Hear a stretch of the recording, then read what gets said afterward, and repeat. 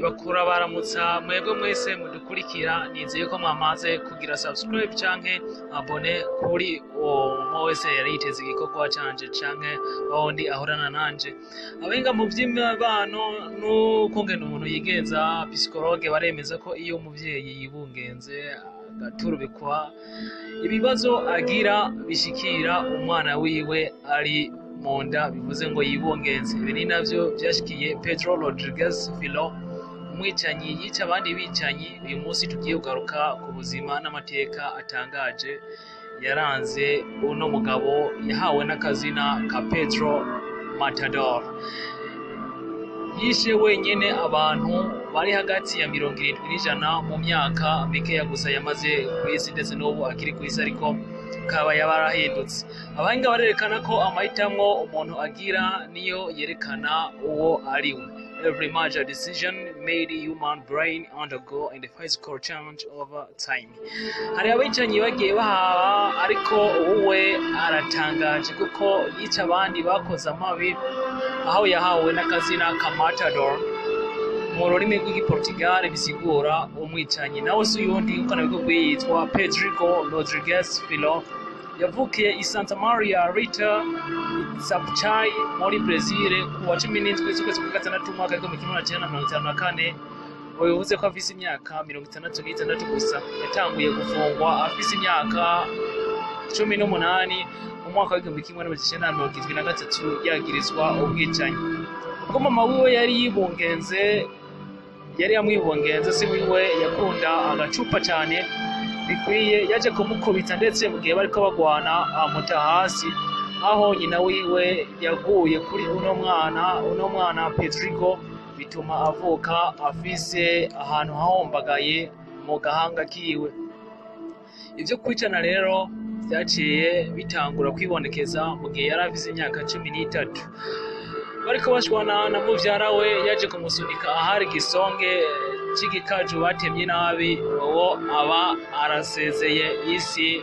Ubwo akaba bwari ubwicanyi bwiwe yakoze afise imyaka 13 gusa. Ibi vyabaye urugendo runini rwatumye uno mugabo Pedrigo aba umwicanyi w'abandi bicanyi. Ubwo yari afise imyaka 14, icegera c'uburongoye akarere ka Arpinas muri leta ya Minas Gerais muri Brazil yaje kumwica nawe, aho yari yagirije se ko yivye ifungurwa zaho yakora izamu. Ibi ni vyahereye aho kuko inyuma yaje rero kumwica, ndetse ari mu nzego za leta, aho yaje kurondera ukuri kwiwe nyene n'umuntu yari yakoze ino shano ryo kwiba ifungurwa aho se wiwe yakora, nawe yaje kumwirenza aramugandagura. Ibi vyatumye ava muri kano karere yabamwo ahunga aja mu kandi karere yekereza ayitwa Imogi das Cruzes muri leta ya Sao Paulo muri Brazil nyene, aho yatanguye kuza ariba ndetse yica n'abakora ubudandazo bw'ibiyovyabwenge. Ni naho yahuriye ubwa mbere n'umukunzi wiwe amwegurira umutima, Maria Aparecida Orempia. Urukundo rwaramutwaye, ariko aza kwicwa n'amabandi uyu mukunzi wiwe.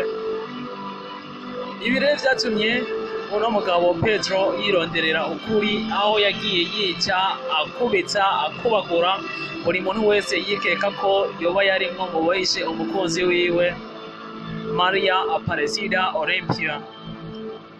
Atararenza imyaka 18, Pedro Rodriguez Filo yari amaze kuba yagirizwa ivyaha 10 vyose yuko yishe abantu aha na hariya.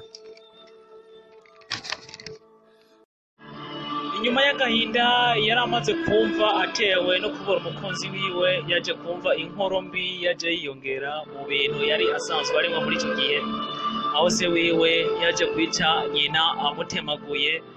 Ibi bikaba vyaramuriye mu mutwe, bituma uyu Pedrigo Rodriguez Filo yihangira ryo kugenda kuraba se wiwe aho yari afungiwe mu gasho.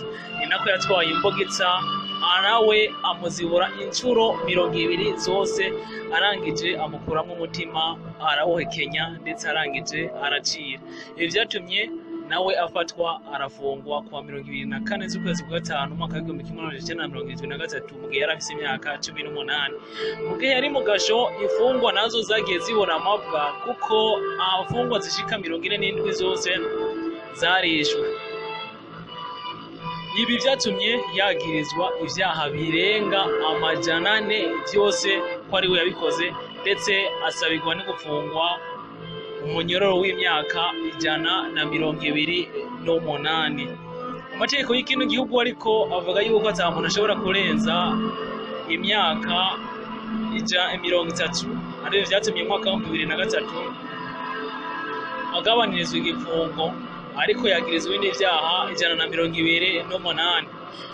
Mu gihe kw'igenekerezo rya 4 za 24 z'ukwezi kwa kane umwaka wa 2007 afise amaze imyaka 34 mu gasho, yaje kurekurwa aho yerekeje mu burengero bushira uburaruko bwa Brazil, ariko naho aza kugomora abantu bituma asubira gufatwa aja gufungwa. Ariho imfungwa nyinshi naho zagiye zibona amaboko ko ku myaka 8 yamaze mu gasho aho yafatiwe ibihano, yaje naho kwica umwe mu nshuti ziwe, aho yamwagiriza yuko mu kuvuga cyane ndetse anamugaya. Ibi rero vyatumye uno mugabo avanwa muri kano gasho, ahubwo ararekurwa kuko babona yuko agoye kubana n'abandi, ariko acaza yahindutse, aca yegurira Imana, acatangura nawe kuza aregesha ibintu bijanye n'Imana. Ubuzima bwiwe bwose rero baraharura yuko yoba yarishe abantu bari hagati y'abantu 100 hamwe na 70. Bivuze yuko abantu yishe ari abantu benshi, ndetse yabangamira cyane abantu bakoze ubundi bwicanyi canke umuntu yahirahira ngo amusuzugure.